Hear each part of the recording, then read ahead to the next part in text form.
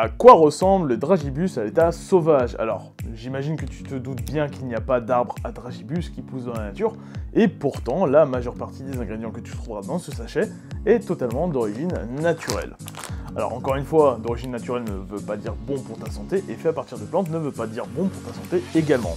Mais déjà, pour commencer, nous allons trouver essentiellement du sirop de glucose, du sucre, de l'amidon et du dextrose, donc ce sont tous des produits qu'on obtient grâce aux plantes. Donc le sirop de glucose va s'obtenir plutôt avec le maïs ou la pomme de terre selon comment il est produit et d'où il provient. Pour le cas du sucre, eh bien, évidemment le sucre ça provient soit de la canne à sucre dans l'hémisphère sud et plutôt dans l'hémisphère nord grâce à la betterave sucrière. Ensuite, nous avons l'amidon, donc l'amidon que nous retrouverons soit dans les tubercules du type pommes de terre, manioc, etc. Ou alors, l'amidon se trouve aussi dans les cultures céréalières comme avec le maïs, le blé ou l'orge, pour ne citer que ces trois plantes les plus communes. On va ensuite retrouver des acidifiants comme l'acide citrique. Alors évidemment, l'acide citrique, eh ben, c'est un produit qu'on trouve essentiellement dans les agrumes et en particulier dans le citron. Deuxième acide qu'on retrouve dans les dragibus, c'est l'acide malique. Alors l'acide malique, ça n'a rien à voir avec le prénom, ça provient de malus, donc le pommier en latin.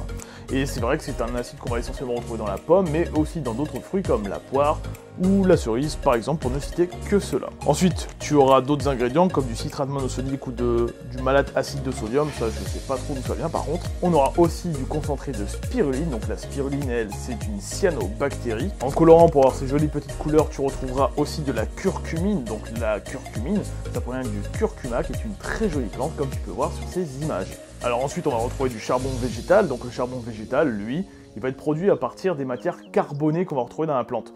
Donc essentiellement le bois, ça peut être aussi les cosses de cacahuètes, ou encore les coques de noix de coco, de noix, etc. En France, en tout cas, ça va être produit à partir des arbres à feuilles caduques. Donc la plupart du temps, ce sera du bouleau, du chêne, du tilleul ou encore pourquoi pas du saule. Et enfin, la dernière plante qu'on utilise pour produire des dragibus, c'est le carnauba. Donc le carnauba, c'est un palmier qui va nous servir à fabriquer la cire de carnauba, l'agent d'enrobage des dragibus. Bref, j'espère que ce petit cours t'aura intéressé et ouvert les yeux sur l'importance des plantes dans nos sociétés, que ce soit pour faire des choses bien ou même produire des produits totalement industriels comme ça.